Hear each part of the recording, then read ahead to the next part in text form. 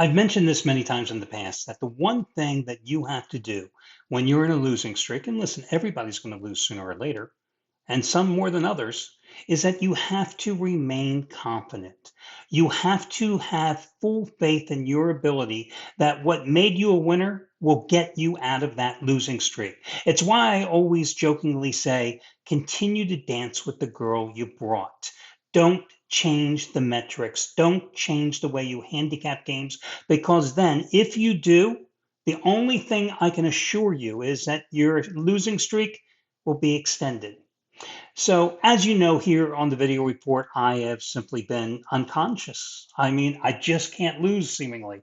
Overall run, what, 38 and 12, all sports combined, 18 and 4 with the last 22.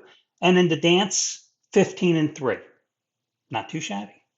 Over at DeMarcoSports.com, I only wish I had been doing that well, because my overall record there, 6, 8, and 1 with my last 15 plays, 6, 8, and 1. But when I look at that record, and listen, there is no almost in gambling, okay? You win or you lose. There's no almost, there's no close.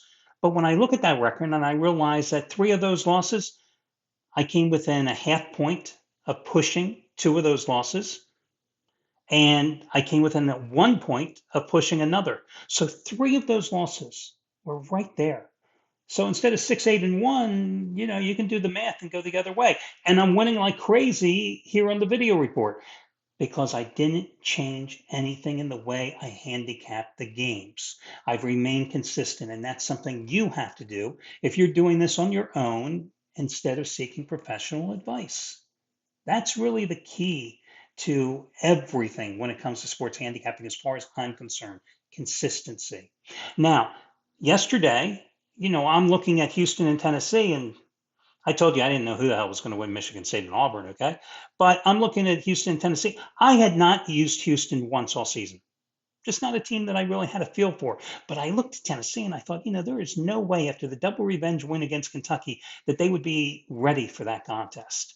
And I just thought Houston was a better, believe it or not, offensive team.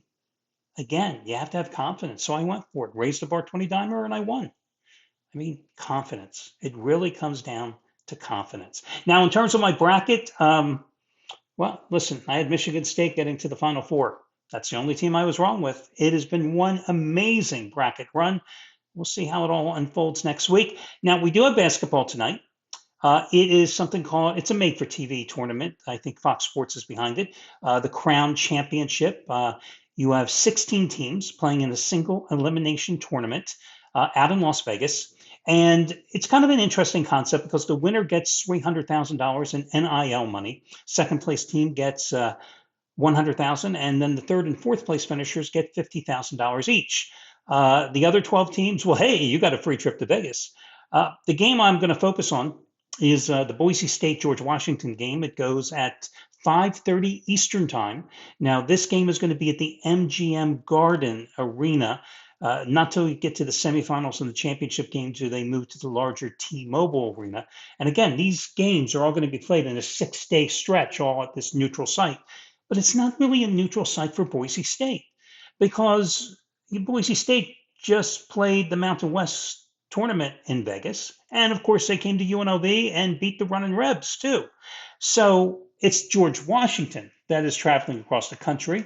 And when I look at these two teams, I'm going, well, GW, I mean, big deal. They finished 7th in the Atlantic 10, a far weaker conference in the Mountain West.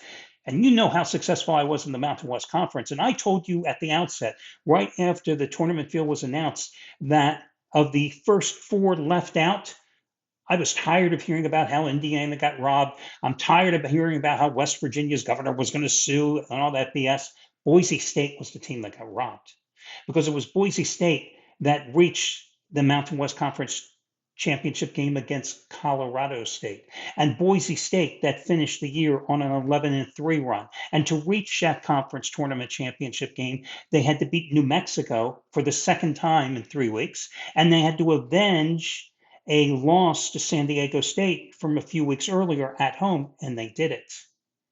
So it was an impressive run by a hot Boise State team. The other thing I like about the Broncos here tonight is that after they didn't make the dance, their head coach, Leon Rice, gathered all his seniors and he gave them the option.